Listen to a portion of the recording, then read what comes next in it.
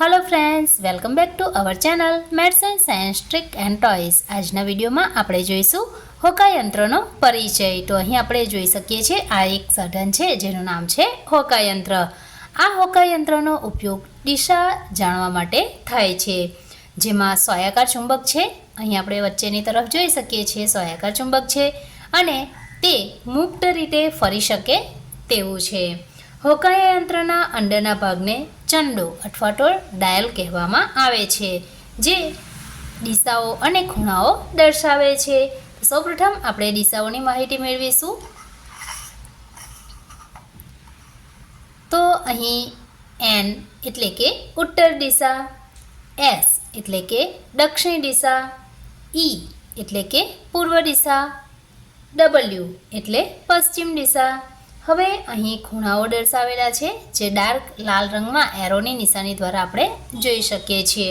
તો અહીં સૌ પ્રથમ છે એન ઈ એટલે કે ઉત્તર પૂર્વ ખૂણો, ત્યારબાદ છે એસ ઈ દક્ષિણ પૂર્વ ખૂણો, એસ ડબલ્યુ દક્ષિણ પશ્ચિમ ખૂણો અને એન ડબલ્યુ એટલે કે ઉત્તર પશ્ચિમ ખૂણો।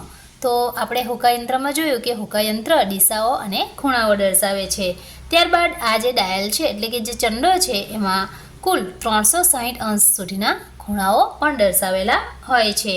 તો આપણે અહીં જોઈ શકીએ છીએ શૂન્યથી શરૂઆત થાય છે અને આખું એક રાઉન્ડ પૂરું થશે એટલે કે 360 અંશ સુધીના ખૂણાઓ આપેલા હોય છે। હવે આપણે આ હોકાયંત્રનો ઉપયોગ કઈ રીતે કરી શકીએ તેની માહિતી મેળવીએ। તો સૌપ્રથમ હોકાયંત્રને સીધું એટલે કે કોઈક એક સમતલ સપાટી પર ગોઠવો। ત્યારબાદ તેમાં આવેલ સોયાકાર જે ચુંબક છે એ ઉત્તર અને દક્ષિણ દિશામાં સ્થિર થાય છે। આપણે એને કોઈ પણ પ્રકારે આ રીતે ગોઠવી દઈશું તો અંદર જે સોયાકાર ચુંબક છે એ બે દિશા બતાવશે, ઉત્તર અને દક્ષિણ।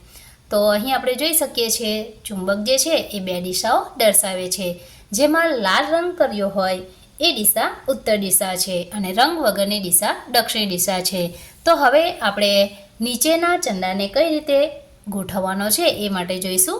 સૌપ્રથમ આપણે ધીરેથી આ પ્રકારે હોકાયંત્રને ફેરવીશું। હવે આ જે સોયાકાર ચુંબક છે જેનો ઉત્તર ધ્રુવ અને આપણા ચંદાની ઉત્તર દિશા બંને એક સીધી લીટીમાં ગોઠવીશું।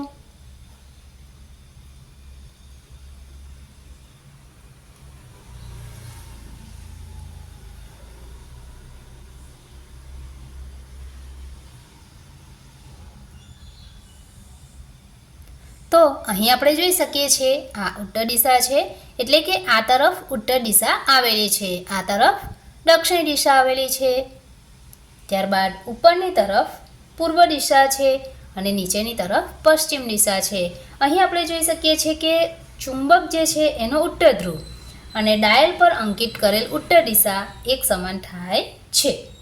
તો આ પ્રકારે આપણે હોકાયંત્રનો ઉપયોગ પણ કરી શકીએ છીએ અને હોકાયંત્રની મદદથી દિશાઓને ખૂબ જ સરળતાથી જાણી શકીએ છીએ। ફરીથી આપણે કોઈ પણ પ્રકારે હોકાયંત્રને એક સમતલ સપાટી પર ગોઠવવાનું હોય છે।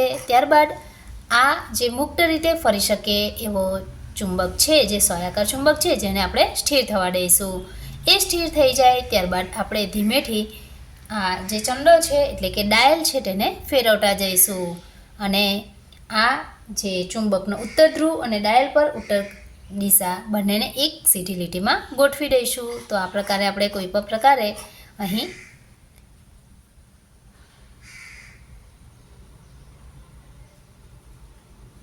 આ પ્રકારે ચુંબકીય સોય ઉત્તર અને દક્ષિણ દિશામાં સ્થિર થાય છે। હવે આપણે ફેરવતા જઈશું।